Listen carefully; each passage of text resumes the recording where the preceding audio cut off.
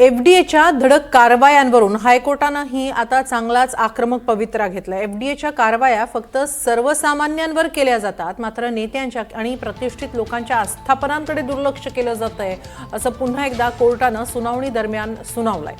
अन्न आणि औषध प्रशासनानं काही खासगी हॉटेल्सवर धाड टाकत कारवाई केली।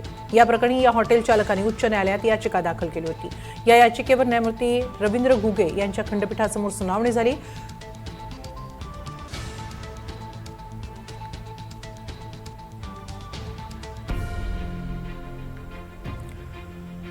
मंत्रालयाचं कॅन्टीन 98% स्वच्छ आहे असं एफडीएचा अहवाल सांगतो। एफडीएनं हा अहवाल मुंबई हायकोर्टात सादर केला होता,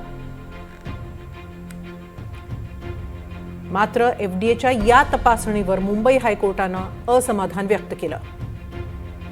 तपासणीचे व्हिडिओ का काढले नाही असा थेट सवालच कोर्टानं एफडीएच्या अधिकाऱ्यांना केला।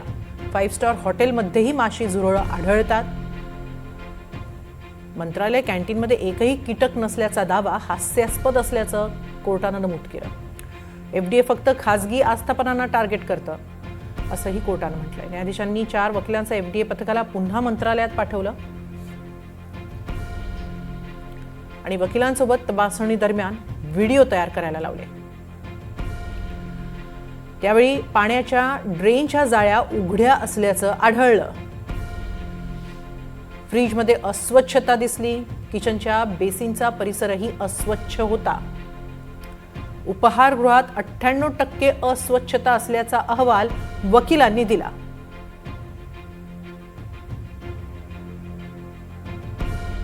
आणि यावरूनच कोर्टानं एफडीएच्या अधिकाऱ्यांना चांगलंच सुनावलं। दरम्यान यावर आव्हाडांनी काय प्रतिक्रिया दिली आहे पाहूया। का नाही, मंत्रालयाचं कॅन्टीन काय आकाशात ना आलं का? त्यांच्यावरती रेड नाही घालायची? तेच हायकोर्टाने मुद्दा उपस्थित केला की तुमच्या मंत्रालयाच्या कॅन्टीनमध्ये एकही कीटक सापडत नाही, असं कसं काय होऊ शकतं? तुम्ही खासगी आस्थापनांना वेगळा न्याय देता आणि तुमच्या जे प्रश्न असा आहे की everybody is common in front of law.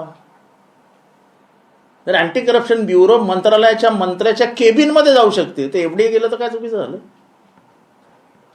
अरे अँटी करप्शन ब्युरो झिरवळांच्या केबिनमध्ये गेलो होतो यार।